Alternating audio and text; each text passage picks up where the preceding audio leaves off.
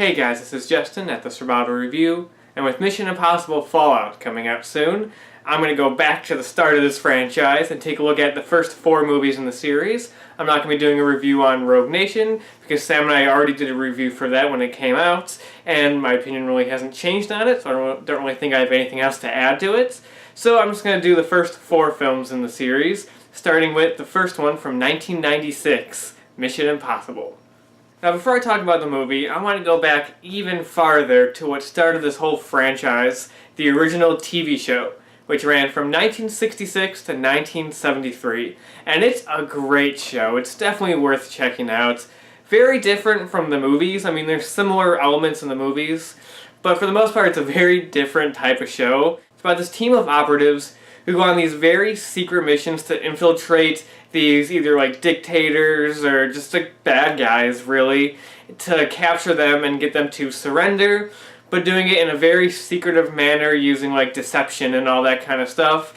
It's basically just a high-stakes con game. It's like, imagine the Robert Redford and Paul Newman movie, The Sting, but on a grander scale with a lot more at stake. And that's what the Mission Impossible show is. It's an ensemble show about a team of people. It's not really about one main guy. And it's very deliberately paced. It's very slow paced. I can see a lot of like modern audiences not liking it at all because it's very slow. Very much takes a time with building the plot, and like there's a lot of exposition at the beginning when the voice on the tape recorder has to explain to the leader, Jim Phelps, like the backstory of the villain and why they're going after him. Then you have to have the scene of them setting up by him getting the team together. And it is very formulaic. Like episode's kind of similar in a way into the plot beats that it hits. But I don't know, I think it's a great show and it's definitely worth checking out. Definitely something I would like to talk about in greater detail down the line. And then years later, in 1988, there was a revival show that brought back the team leader Jim Phelps, but with a new team going on new missions. It only ran for 2 seasons and was canceled. I actually have not seen that one yet. At the time when I watched the original series, that one hadn't come out on DVD. Now it didn't come out on DVD till like right after I finished like the original run, and then I just never got around to watching it. So that's another thing I'd like to check out sometime, maybe do a video on that as well, I don't know. We'll see. So there was the 80s revival, and then throughout the 90s they were trying to develop a movie adaptation, and eventually they did in 1996, 30 years after the original show started, with director Brian De Palma, known for Scarface, The Untouchables, Carrie. Great director, very interesting choice. And, of course, star/producer Tom Cruise, because this was the first movie produced by his production company, so he was heavily involved in the production aspects of this movie. And so that came out in summer 1996. Huge box office hit, of course, since we're anticipating the 6th movie of the franchise, and it's 2018, you know, so of course, huge hits. But is it good? Does it still hold up? I'd say yeah, I actually really enjoy the movie. It's very different from what the series would become, because this movie is actually like a good thriller with like a couple action set pieces. In fact, only really one full-on action set piece, which is the climax. But it's definitely slower paced to what the movies would eventually become. Very plot-driven, very plot-heavy, and like I said, it plays out more like a thriller than a full-on action movie. So it is a little more in line with the TV show in that aspect. But the thing about the movie is that, and what a lot of people complain about, is that it does kind of ditch the major elements of the TV show, in that it's a movie basically about like one guy, compared to the TV show, which was always an ensemble, about like a full-on team. And in this movie, it kind of gets away with it, because that's kind of part of the plot of the film, because the movie begins with Jim Phelps, who was the leader in the TV show, played by Peter Graves in the show, but now in the movie he's played by Jon Voight. And he has this team of people with, you know, Tom Cruise and a few other people, and they're putting together this mission to go infiltrate and stop this guy who is going to steal this knock list, which is basically a list of all of the names of all the IMF agents and their aliases and just all the information about them, and he's going to release that like into the world. So their mission is to go and stop him. So the opening act of this movie plays out almost like an episode of the TV show. Like the movie opens and you see Jim Phelps like getting the message. Your mission, Jim, should you choose to accepted. The next scene is him getting the crew together, and then the crew kind of going through like whatever devices they're going to be using on their mission, and then you see them at their mission and kind of infiltrating the place like in disguises, playing different people, and all that stuff. So it plays out like an episode of a TV show. Until everything goes wrong, because one by one, everybody on their team ends up getting killed in different ways, and Tom Cruise's character, Ethan Hunt, starts to realize that this was all a setup. Like, they knew they were coming, so they basically killed their whole crew, including the leader, Jim Phelps, who ends up getting killed, and so he is, like, on his own. And as it turns out, the head of the agency knew that there was a mole in the team, and this whole mission was kind of set up to kind of, like, rat out the mole, basically, and when everybody ends up getting killed and Ethan Hunt is the last man standing, they think he's the mole. So now Ethan Hunt is on the run, he's trying to evade, the agency, while also trying to find out who the actual mole is in his team. So that's the basic gist of the plot, and what really works about this movie is the direction. Like, Brian De Palma, kills it with this movie. This movie is beautiful to look at. There's so many lit, well-shot scenes. I love the opening bit in Prague. Like, that whole kind of opening act with the team on their mission and the mission going wrong, I think is great and superbly set up. But there's so many great, shots in that scene that look like almost out of a noir movie, and just, great lighting, great use of, fog and everything, great camera work. And that opening bit is super engaging and so well done. But then you get, the scene right after that, where Ethan Hunt's talking to Kittredge, who's one of the heads of the agency, and oh my god, the paranoia in that scene, where De Palma decides to shoot it in these big close-ups on a Dutch angle, just getting in close, just so you can feel the tension between them, and you see just Ethan Hunt's just sudden realization that everybody's after him and he's on his own. I can understand you're very upset.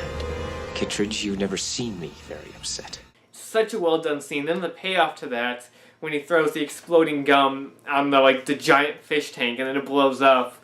It's crazy that this is back in the day when the biggest stunt that Tom Cruise had to do in a Mission Impossible movie was run away from an exploding fish tank. Nothing compared to what he's going to have to do in later movies. But that whole build-up is great. I love the direction of this movie. I love the acting. Tom Cruise gives a really good performance. I mean, yeah, sure, it's not the greatest thing ever. It's not Academy Award worthy, but he's really good. He's very serious in this movie. There's a few moments where he uses his Tom Cruise charm and has that Tom Cruise smirk and stuff. But a lot of times he's using that to kind of deceive, the bad guys and get what he really wants to achieve his goal and everything. And there's also other great sequences in the movie. Of course, the scene right in the middle, probably the highlight of the entire movie, where they break into the head of the CIA, and it's just this amazing sequence, so much tension. That's the best thing about the sequence, is the tension in it, where Tom Cruise has to come in through the roof down to go to the computer and get the list, everything, and he can't make a loud noise, he can't do anything that'll disrupt the temperature in the room. If the temperature fluctuates even a little bit, the alarm is going to go off.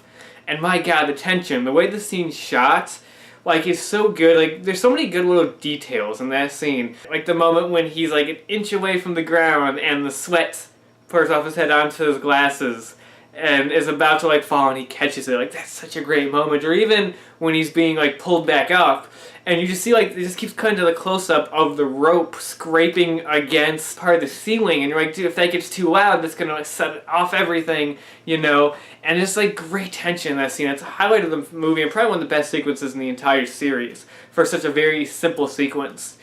And then the final sequence is a lot of fun. That's the big action set piece. Him on the train, him outside the train. And the effects look pretty good. They hold up for the most part. There's a couple CGI moments. I noticed a couple CGI helicopter shots. They look a little off, not so good. But that's a really good sequence. And I think the shot that holds up the best is when the helicopter actually explodes.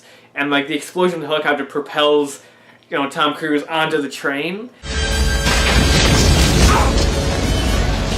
I still think that effect looks really good, especially for over 20 years ago, you know what I mean? It holds up very well. Now, there are some issues with this movie, I will say. I know a lot of people's complaints is that the movie's too convoluted and too complicated, and it's not really that. When you really think about it, when it boils down to everything, the plot really isn't that complicated. It's actually pretty simple. It's just the way it kind of handles it. It handles it in kind of like a very complicated way. It's just a lot of dialogue, a lot of talking. And I feel like the plot elements, some of them don't hold up as well. Like, I always remember, like, bits from the movie, but not exact reasons why. Like, I always remember how, you know, Ethan Hunt has to go talk to the arms dealer Max, which turns out to be this female named Maxine and stuff like that. I always remember that he has to talk to her. I always remember the scene of him, like, them putting the bag over his head and everything. But I can never remember why within, like, the plot. The plot doesn't stick with me a whole lot. And like I said, I'm always kind of like, why did he have to do that? And then every time I rewatch the movie, I'm like, oh, okay, because he's working with them to get the actual list. Okay, I get it. But, like, the plot doesn't really stick with you. And I think that's also kind of the problem, is that, like, when you're trying to remember stuff from earlier in the movie, you're like, wait, oh, okay, yeah. And then afterwards, you don't remember the plot too well. So it kind of just it makes you think the plot is more convoluted than it really is. And there's elements of the plot that just don't come together as well. They just, I don't know, aren't handled as well as I feel like it could have been. And then you do get to, like, the big twist of the movie, the reveal of who the mole is. And I guess spoilers if you haven't seen the movie yet and are planning to watch it at some points. But either way, like, spoilers, like I said, the reveal that the mole is actually Jim Phelps. It's the Jon Voight character.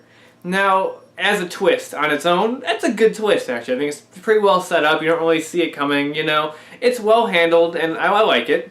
The major problem, though, with the twist is the fact that it's Jim Phelps. Because Jim Phelps is the only character holdover from the original series. And in the original series, Jim Phelps was the leader of the team. And it is very out of character for Jim Phelps to be a traitor, to become, like, a bad guy, to the point where, like, it turned off a lot of original cast members from this movie, and even Peter Graves turned down the role after finding out the direction they were taking this character. And, like, I never really understood, like, the problem with that until I watched the TV show, until I saw all 7 seasons of it, and I'm like, yeah, that's not really something Jim Phelps would do. And it is kind of crappy that they would take his character and do that to him, instead of just, like, changing his name and making him some other character. Like, I don't know why they needed to make him Jim Phelps. So that's kind of a little issue. Again, like, on its own as a twist, I think it works. I think it's fine. But, like I said, taking into account the TV show, it kind of doesn't, you know. But those problems aside, there's still a lot of stuff that really works about the movie. I really like the score by Danny Elfman. He does a really good job. Like, Danny Elfman can be hit or miss. And you would think that, like, the collaboration of Brian De Palma and Danny Elfman, like, you're like, those two names that don't seem like they would really click or go together. But Elfman is able to kind of, like, make a score that suits Brian De Palma's type of films and the way he made this movie. Like, the score is very fitting. There's a couple moments, especially at the one moment I noticed near the end, when Ethan Hunt jumps onto the helicopter, that was very kind of, like, weirdly, like, heroic type of music that didn't really match the rest of the score.